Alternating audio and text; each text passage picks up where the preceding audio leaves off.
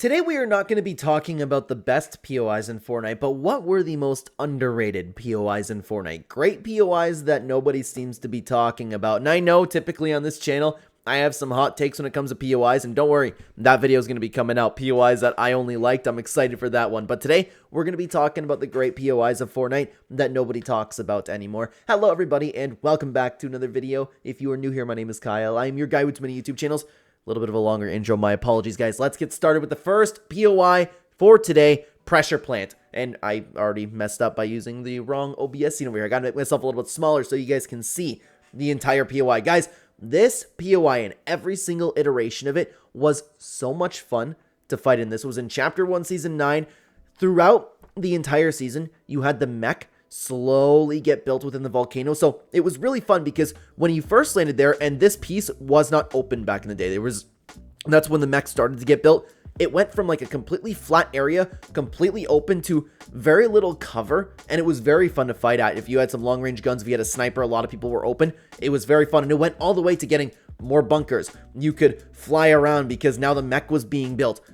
Every single time this POI changed, it changed the way that you fought in this POI, and I absolutely loved it. This is such an underrated POI. Plus, you gotta love every once in a while someone coming at the top of the mountain. Like, this had some of the most unique and fun fights that I've ever playing Fortnite, and Pressure Plant is a POI that I miss to this day. Let's continue on, guys, to another POI, Starry Suburbs.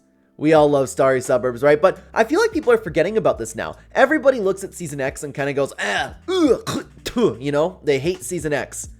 But for like 2, maybe 3 weeks, it gave birth to one of the greatest POIs in Fortnite history, Starry Suburbs. It was that old castle POI from the OG days, except almost every house besides the one that you're looking at right now was getting rebuilt. It was small, compact, a lot of really fun fighting inside houses, running through doors and all that. And on top of that, you were in a rift zone where shooting stars would come down and drop gold loot, and that's the only place you could ever get the gold tactical SMG. This was one of the greatest POIs in Fortnite history. This is my personal favorite POI in Fortnite history.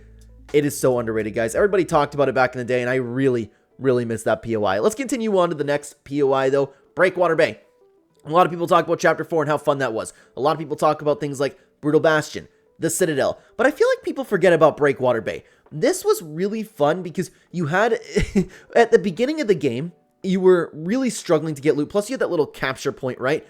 When you didn't get the loot, you had to run away from people. It was fun because you had the castle, you had all the different houses, you could go underneath the docks and stuff like that. I just had a lot of fun fighting at this POI, and it is absolutely beautiful, especially with the Chapter 4 graphics. Oh my god. You had 2 different parts to it. The bridge was fun, the castle parts were fun, the water was fun. It was all fun. Breakwater Bay is a very underrated part of Chapter 4. Let's continue on, guys. I don't know, and I almost didn't include this one, okay? So let me know what you think about this one. And this might be on the list of POIs that I only like, Camp Cod. And I know I keep saying POIs, but we're talking about Fortnite locations. Guys, when the circle landed on Camp Cod, it was a blast. It was big enough where you could hide in the forest. There was enough trees where it was like you could hide in a forest. You had a basement in one of the houses. You had some great callback to Chapter 1, which meant a lot before OG Fortnite. It was a thing people missed, Chapter 1. You had a bunch of Chapter 1 stuff washing up at the bottom right. Plus, you had all of the fish in the world. If you were a big fan of fishing, you could get all of the fish. You can stack up with rift fish depending on what season you're playing in. Plus, right beside this, like from the point of view that you're looking on this, if you turn around, you have those ginormous mountains and weather stations. So when the circle actually ended up landing here, a lot of times what would happen is you would come from those mountains. So you'd be fighting on all of those mountains. It's like the highest point of Fortnite. I actually think they called it Mount Fortnite. But then you had to go down that mountain and the circle would end up in Camp Cod. And this was just a very fun and unique POI to fight in. The houses on the outskirt of the little island, the island was big enough to make it like spacious but compact at the same time. This was very fun to fight in. I loved it. And especially like if you got lucky, you got the circle of that back house in the back corner. Oh my god, with the basement, it was so much fun. I absolutely love Camp Cod. It's one of my favorite POIs of all time. Let's continue on, guys. And you'll have to forgive me about the picture because I had to get one that kind of represented what I'm talking about, at least on my end over here. I know it's a little bit smaller that you're seeing it, a little bit blurry on my end, okay? The Authority. I will forever say that this is an improved version of the Agency. Guys, it had everything that made the Agency great. You know, the chaos, the bots, the structure of the building, the basement, all of it. It was pretty well the agency, right? But what I loved about it was that outer wall. Oh my god, did this make for some fun gameplay, because you already had Chapter 2 Season 3 in general. You go over this giant dam, and it's water if you want to fight around there, but you had the entire outskirts of it. You can go inside the wall. There was some underrated loot there. There were a lot of people that like to snipe from that area, so you had to be extra careful in the Authority, and it was beautiful, by the way. If you found yourself, like, just strolling around down here or something, maybe fishing, maybe fighting, to see just, like, the water above, people coming in on boats over top, like, it was a very, very unique area for Fortnite. You can see some zip lines here too. There's a helicopter. This was so chaotic. It took everything that everybody loved about the agency, and in my opinion, it improved upon it. I loved that there is this little piece of land within the entirety of the flooded map, and I don't even think that this is the maximum flood level. It could be, but regardless, like, I just loved it. You had all of these water fights, all of these water POIs within Chapter 2 Season 3, and then boom, everyone gathers around the Authority. The dam was so underrated. The chaos of it was so much fun. The basement, everything. You go through the vents, the pipes, the vault. I loved this POI. This is one of the greatest POIs in Fortnite history, in my opinion, but what this absolutely is an underrated POI. Let's continue on to the next POI, guys. Corny Complex. Out of all of the farm POIs, everybody talks about how great each farm was. Everybody forgets about Corny Complex, and in my opinion, this just might be the best farm. Maybe we need to take a look at that, guys. Like, what POIs were actually the best? Because who doesn't love a good farm POI? They're the perfect start, like the perfect locations to land at the beginning of the game, because you have typically a giant house, you have fields to run through, but it had all of this. It had the big house, it had the fields, it had all of the crops, it had the materials, right? But what it added to it was all of the mothership mechanics. Plus, if you want to take into consideration that half the time you're getting abducted at the beginning of the game, beautiful, okay? But you have the floating islands there. You have the underground IO bases there. That was an excellent addition, because you could go and just, like, loot the regular house and have the fights in the regular house and just have a typical farm fight like you typically would. But with the added idea of some bots, some secret locations, even if you're into it, the storyline, like, this was a beautifully crafted POI and one of the most underrated in Fortnite history. This was, in my opinion, and I have to really sit down and think about it, but off the top of my head, I believe this to be the best farm POI. Let's continue on to the next POI, Sleepy Sound. Everybody talks about how great Chapter 3 was, but I feel like when we talk about the locations that people love, you know, Corny Crossroads, the Daily Bugle, Covert Cavern, things like that, Sleepy Sound kind of gets left out. And especially when Sleepy Sound found itself chromed, I thought that was great as well, but I know the chrome was a little back and forth within the community. The amount of houses that you could have fight, and what it was perfect is when you landed, like, there were actually you and one other team that landed there. One person landed on the retail side, the other person landed on the house side, and then you kind of had that fight over the water. I loved it. I thought that was great, but this had a ton of loot. It was beautiful. You could see the coastline if you admire the graphics. I just really, really thought that this was a good town type POI for the people who like things like Salty Springs, Pleasant Park. I don't know why people don't talk about Sleepy Sound. I think it was a very, very good and underrated POI. Let's continue on, guys. Shuffled Shrines, the next POI.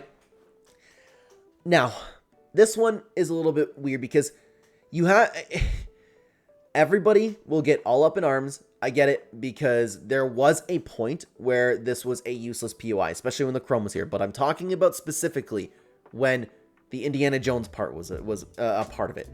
I loved not only the idea that you could play around with your friends, your teammates, but you can actually set up traps for an enemy player that perhaps doesn't know about it, or if you're running away from somebody, maybe you can hit that rock. And if you guys don't know what I'm talking about, it was the Indiana Jones POI somewhere within this temple where you had to first solve a puzzle, which I don't even remember what the puzzle was. I always let someone else do it. But you could have that giant boulder come down and kill people, but the amount of traps that you could place in there, the arrows, it was fun. I liked having fights with people, especially in there where there's a lot going on. You have to worry about, like, stepping on a plate or something like that. Plus, it was set up in such a way where it's kind of like sunny steps.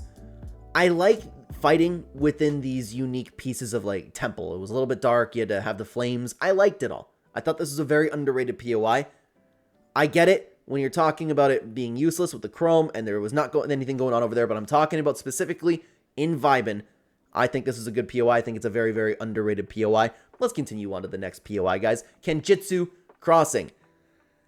I don't know about you guys, But everybody likes to talk about Chapter 4 Season 2. We talk about Mega. We talk about, like, that's pretty well, like, the big POI. You know, and even then, with Mega, you still had the Brutal Bastions, you had the Citadel, things like that. I had so much fun fighting in this ginormous house. It was unique. It was unique. There was a lot of great loot. It was beautiful. What else can we say about that? You had one big giant house. Like, we're talking about Frenzy Farm. It's fun to fight in that giant house. Well, that on steroids. I loved it. I love fighting in this POI. I thought it was excellent. Let's continue on to the next. Oh, no. I think I grabbed the wrong picture. Same kind of deal. I love the train station in Chapter 5. And I'm sorry, guys. I'm sorry. I might have grabbed... Yeah, I did grab the wrong picture, didn't I? But it kind of does the same... It kind of has the same feel to it. Wow, I feel like I just completely ruined the entire vibe of this video. The train station was fun. I loved the train in Chapter 5, especially when it first got here. Let's continue on, guys, to the next POI, Beachy Bluffs. I am so mad for Epic that they took this out. This was in Chapter 4, Season 1. It took off with the Mega Biome, and nothing replaced it. It's just, oh, we're just going to have the Mega Biome on top of that. Why? If you had a squad, there was one other house down, like, to the bottom right of this picture. It was perfect. Like, it was a big house that everybody could loot. Plus, we had so much fun, my friends and I, playing at these. We all had our own specific houses. It was a beautiful, beautiful time. You guys typically follow the channel. We made David homeless. I love this POI. Plus, it actually was fun to fight in. Every once in a while, you would find a team here, or every once in a while, you would find a circle kind of coming in on this. I thought it was fun with all, like, you could get in a car, you could run people over in the garage. Like, to force people to fight in these three little houses was pretty fun to me. I enjoyed it. And with the fire mechanic too, like, sometimes you would just light these things on fire. I loved it all. This was a beautiful POI. It's an underrated POI. Excellent, excellent. I'm sorry, guys. I know I keep catching myself. I keep saying POI, but you guys get what I'm talking about with location. Now, what's interesting I didn't know about this POI until I was gathering them for this video. Pueblo is the official name for this POI. Most people called it Westworld. But why doesn't anybody talk about this anymore? Why is anybody talking about this being one of the great POIs of Chapter 1? These little tiny houses, and sometimes you found the circle on here too. You had the giant paradise mountains around it. Well, I mean, like, they're not really giant in comparison to what Fortnite brings about nowadays. But you had the zip lines up here. You could have a bunch of people fighting and firing on top of the mountains. You could have people running in and around all of these houses. It was a little bit of a unique structure. If you want to go like down, I don't know if you can see what I'm talking about. My face cam is covering it just a little bit. Let me bring you over here so you can see my mouse. You could go down this little path. Down here, there's a whole bottom of the area on there to fight too. Like, all of this was really fun. And it was back when Chapter 1, you got killed once you got into the water. So if you found shockwave grenades, if you found any sort of like mobility tool where you could bounce people, trolling your teammates, Collins and I did this all the time. If you follow the channel, if you follow the gameplay videos, we constantly just killed each other. And the best part about it was you didn't get the reboot card back in the day. So you'd have to play the entire game just watching people. But it was also fun if you're on that mountain and you could get a vehicle up there by chance. You can get a baller, you can bounce somebody, you can get impulse, shockwave grenades, get people in the water. It was a very fun POI to fight in. I loved the buildings. There was, shockingly, a ton of loot here. And from Chapter 1, this is something that I really wish that they would have added to Reload, because they added Paradise Palms, and that's great, but I would have really loved that POI. Let's continue on, though. Circling back over to Chapter 3, Cloudy Condos. Not Condo Canyon, although that POI is great. When the airships actually came in when the war started. Wait, was this for the war or was this for the Chrome? The Chrome, that's what it was. Sorry about that. When the Chrome actually came in, they wanted to save all of the condos. Love those little details, Epic Games, by the way. It was so much more fun because you had all of the chaos on the bottom. You had the cars, you had the gas stations, you had some places that were still on the bottom, but you have the added ability. And plus, it was fun in zero build too, because you had to really watch like where you were jumping and stuff. You had all of the apartments kind of just like floating in the air with the balloons. The balloons were fun in general. You had some floating platforms, and it was fun to fight in those apartments at the beginning when they were all on the ground. But I just like the added bonus of kind of like having different elevations to each part. And I know like, this picture isn't exactly doing it justice, but sometimes you had to go up, sometimes you had to go down, sometimes you were falling off.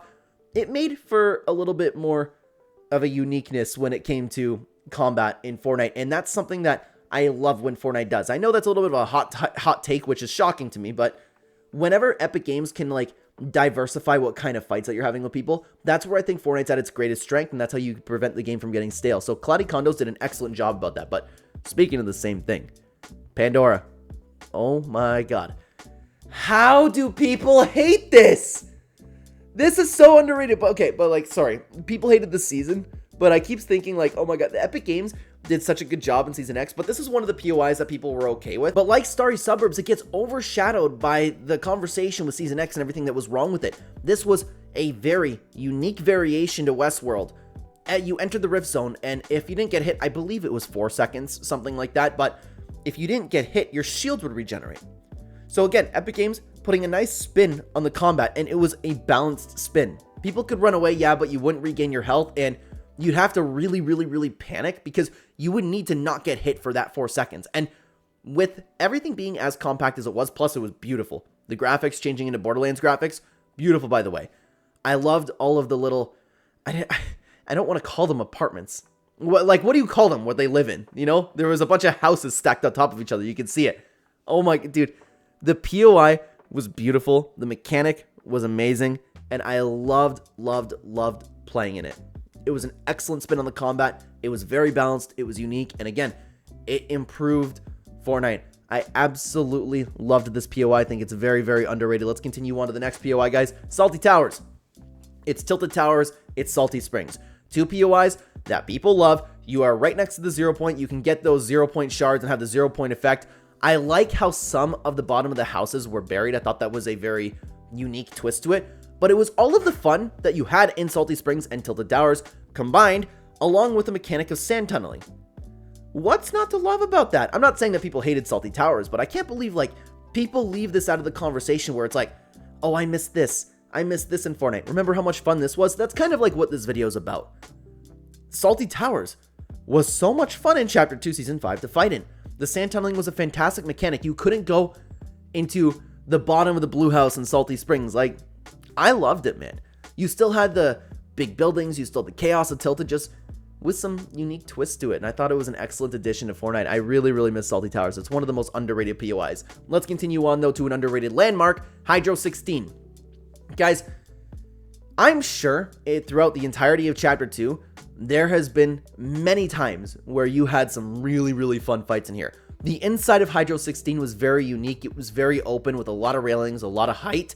Plus, you could hide in this little area over here. And how many times would you find yourself fighting? People will come on the bridge and shoot. And better yet, people flying out of here with a boat. If you actually happen to find yourself fighting in here, sometimes you get into build fights like along the wall up here within the waterfall. You could actually hide in the waterfall. Something my sister and I used to do is we would hide in the waterfall, wait for people to come out. Like, there was, again, this POI forced you to have a little bit more unique interactions with players, and I thought it was great. It was a very fun landmark compared to what landmarks typically are. It was a little bit more unique with the added bonus of the waterfall. I like the zip line. I like that you could, and I have a lot of fun fighting at elevation. If somebody is like way down here and people are way up here, you'd have to hit your snipes.